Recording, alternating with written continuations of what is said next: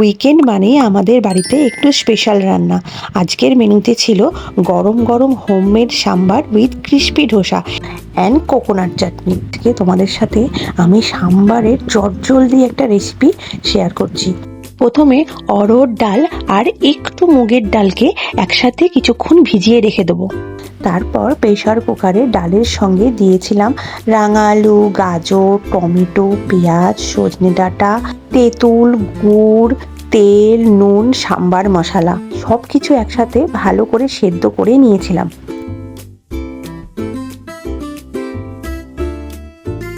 এবার তৈরি করে নিয়েছিলাম সাম্বারের আসল ফোড়ন। গরম তেলে গোটা সর্ষে, কাটা শুকনো লঙ্কা, রোস্টেড চানা ডাল, উড়ার ডাল আর এক মুঠো কারি পাতা সব কিছু হালকা করে ভেজে নিয়ে একটু কুচনো পেঁয়াজ দিয়েছিলাম। পেঁয়াজটা হালকা সোনালি হয়ে এলে আরও একটু সাম্বার মশলা দিয়ে ভালো করে নেড়ে এই সুগন্ধি ফোড়নটা সেদ্ধ ডালের ওপর ঢেলে দিতে হবে। ব্যাস, আমার মজাদার সাম্বারটা একবারে রেডি।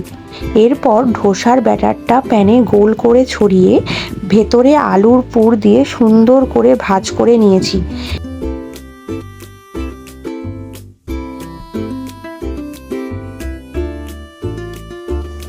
গরম গরম সাম্বার, ক্রিস্পি ধোসা আর ফ্রেশ কোকোনাট চাটনি, এই কম্বিনেশনটা সত্যি উইকেন্ডটাকে আরও স্পেশাল করে তোলে। তোমরা সাম্বারটা কি দিয়ে খেতে বেশি ভালোবাসো কমেন্টে জানাতে ভুলো না। Bye, see you.